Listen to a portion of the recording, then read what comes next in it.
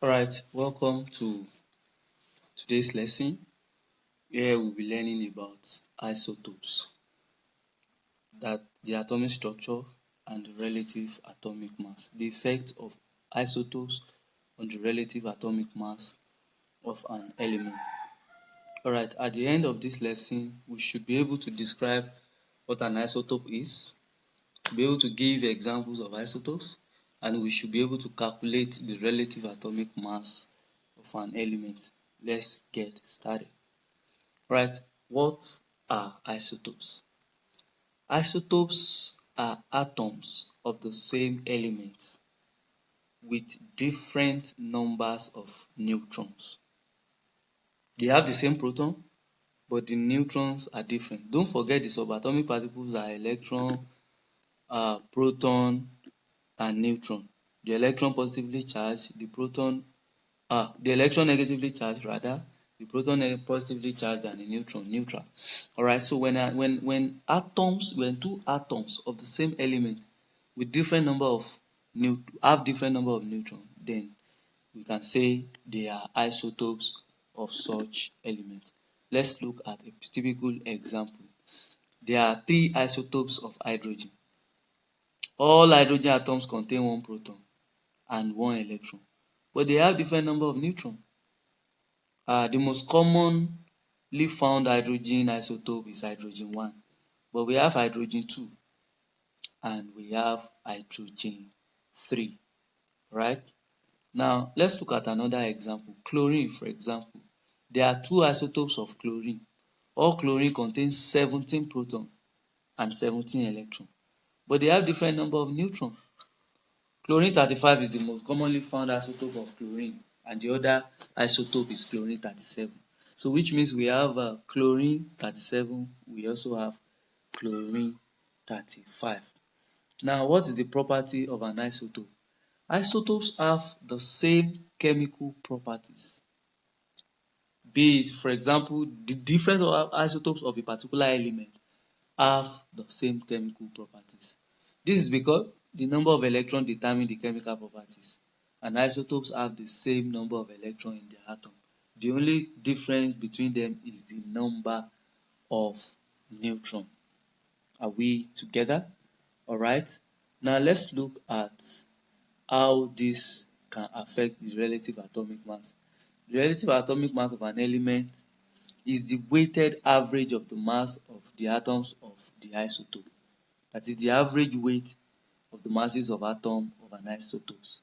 So relative atomic mass take into the account the abundance of each isotopes of element.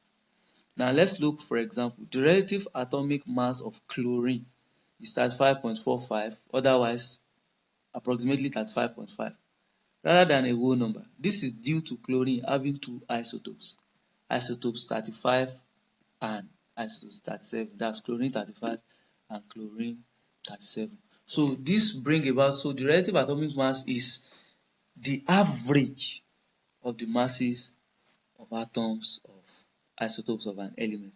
Let's look at example how to calculate the relative atomic mass of an element. Alright, here we are to calculate the relative atomic mass of copper to 1 decimal place. Copper has two isotopes, copper 63, which accounts for 69% of copper, and copper 65, which accounts for 31% of copper. These are the percentage of abundance. Alright, so to calculate this, what we need to do is we multiply the atomic mass of copper, the first copper, and its percentage of abundance, that is 63 multiplied by 69, and we will add it to the what? To the atomic mass of copper 65 and the percentage of abundance. So alright, 31 times 65 as well. So the total is 6362. This is the total answer we have.